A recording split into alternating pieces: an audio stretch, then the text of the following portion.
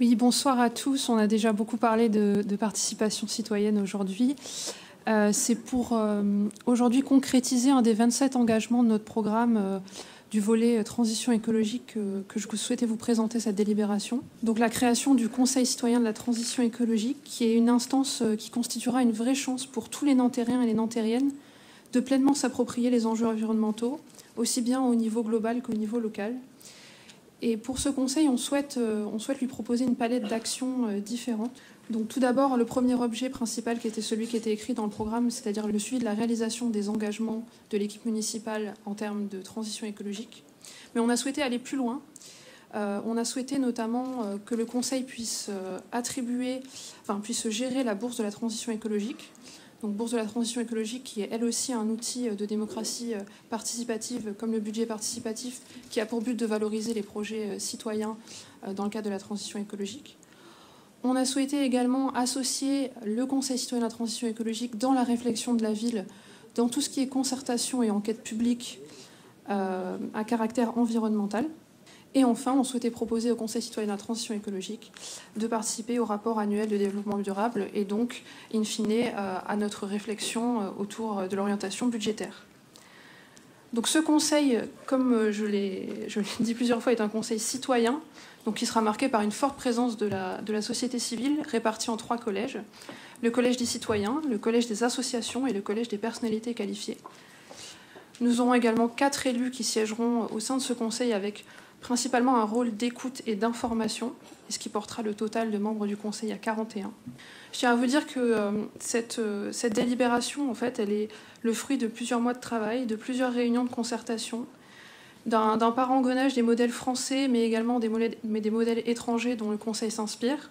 Donc on peut penser forcément à la Convention citoyenne pour le climat. Et ce travail, il est aussi inspiré pas seulement des modèles extérieurs, mais aussi de notre retour d'expérience en matière de démocratie participative, parce qu'on ne peut pas dire que ce retour d'expérience soit inexistant. On a déjà tenté des choses auparavant, donc on s'est nourri de ça pour vous présenter cette délibération aujourd'hui.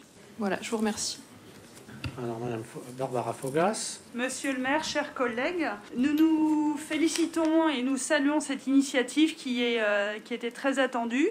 Nous aimerions avoir une précision de savoir en fait comment les citoyens qui vont composer ce Conseil citoyen de la transition écologique seront sélectionnés, sur quels critères. Est-ce que c'est sur acte de candidature? Comment est-ce que ça va se passer? Merci. Monsieur le maire, chers collègues, permettez-moi tout d'abord, au nom du groupe socialiste, de féliciter nos collègues Servan Courteau et Alexis Martin qui ont fait preuve d'une grande réactivité pour mettre en place un nouvel outil de démocratie participative. Nos félicitations s'adressent également au service, véritable cheville ouvrière de ce projet. Alors, cette mise en place rapide signifie pour nous 2 choses. La première est que la transition écologique est, s'il est encore nécessaire de le préciser, la colonne vertébrale de ce mandat. Loin d'être à la traîne en la matière, nous voulons cependant mettre les bouchées doubles durant ce mandat. Face à l'urgence climatique, il s'agit là d'une décision responsable. Considérant que ce sujet est l'affaire de tous, il est important que nous fassions appel à des citoyens qui sont, en tant qu'usagers, les premiers experts de notre ville. Nous avons fait le choix d'impliquer les plus jeunes de nos concitoyens. Ils seront ainsi porte-parole de cette génération qui, à l'image de Greta Thunberg, exprime son indignation et élève la voix pour défendre un avenir plus respectueux de la planète. Nous savons compter sur nos collègues pour que ce Conseil citoyen ne soit pas un simulacre de démocratie participative et que la parole et les initiatives de ces citoyens soient respectées. Les renoncements et les atermoiements de notre président de la République et de son gouvernement face aux propositions de la Convention citoyenne sur le climat sont très exactement l'exemple à ne pas suivre. La deuxième chose est que ce mandat sera animé par une volonté de réinventer nos modes de participation. Le règlement intérieur que nous venons de voter en est la preuve. Cette nouvelle forme arrive à point nommé pour redynamiser des outils de démocratie participative qui s'essoufflent.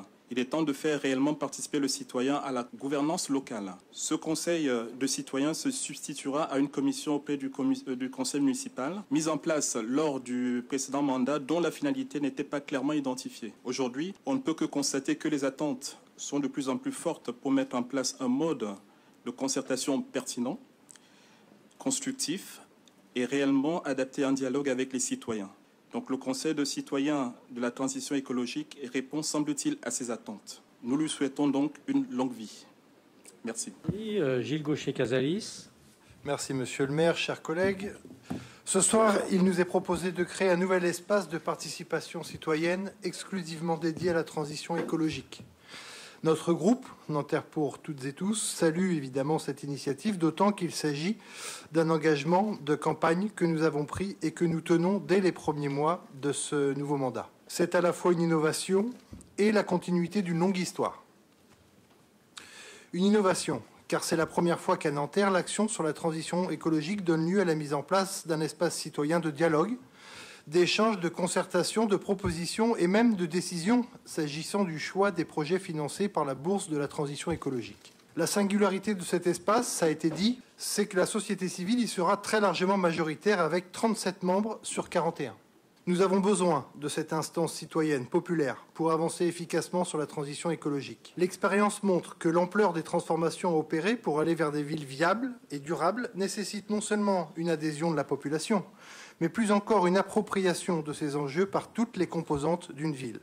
Les habitants, évidemment, les collectivités, les entreprises, les associations. C'est d'autant plus nécessaire dans une ville comme Nanterre, car ici, plus qu'ailleurs, il nous faut convaincre et démontrer sans cesse que justice sociale et justice écologique sont un seul et même sujet, un seul et même combat. Ce Conseil de la transition écologique est donc une vraie innovation et, en même temps, il continue d'écrire une histoire. À Nanterre, la participation citoyenne résulte d'une conviction forte, ancienne, ancrée dans les pratiques locales et portée par les équipes municipales successives depuis plusieurs décennies. Nous avons été l'une des villes pionnières dans la création des conseils de quartier qui remontent à 1977 et que nous, et ceux qui nous ont précédés, n'ont eu de cesse de chercher, d'inventer et d'innover, fidèles à cette philosophie du local au global, avec par exemple les Assises pour la ville, l'ouverture de l'Agora comme maison des initiatives citoyennes, plus récemment le budget participatif et le conseil municipal des jeunes, jusqu'à l'international, avec nos contributions actives au Forum des autorités locales et de périphérie, le FALP, lieu notable de partage des politiques de démocratie participative locale. Certes, ce choix de la démocratie participative est exigeant dans la mesure où il bouscule le schéma classique et confortable d'une société organisée de haut en bas, avec ceux qui décident et ceux qui appliquent. Il est même arrivé, ici comme dans de nombreuses villes, que l'on tâtonne, que les résultats ne soient pas toujours à la hauteur des attentes. Mais ces hauts et ces bas n'ont jamais remis en cause une conviction de fond ancienne. Les décisions qui concernent un quartier, une ville, une région, un pays ne peuvent plus se prendre en vase clos entre ceux qui savent. Elles ont besoin d'être concertées, partagées, modifiées ou enrichies dans une relation directe avec celles et ceux qui sont les premiers concernés. C'est d'ailleurs de cette manière que nous avons écrit, il y a un an, le programme municipal qui nous engage et que nous réalisons, qui avait réuni plus de 1500 personnes. Pour toutes ces raisons, notre groupe tient à souligner la portée de cette décision qui constitue une avancée pour l'écologie, bien sûr, mais pour la démocratie aussi. Merci. Oui, juste pour répondre à la question sur les citoyens, il est prévu en fait qu'on fonctionne sur 2 systèmes en parallèle. On aura la moitié des citoyens désignés par tirage au sort sur les listes électorales et l'autre moitié qui sera désignée par tirage au sort sur une liste de volontaires. L'idée étant qu'il y ait vraiment un brassage qui permette une meilleure appropriation, un meilleur échange d'expériences, de connaissances et de problématiques entre les 2 groupes de citoyens. Vous ici, vous vouliez dire un mot? Je voulais simplement dire que je proposais ma candidature pour le Conseil citoyen. D'accord, donc tout le monde a voté. Ce Conseil citoyen va être créé.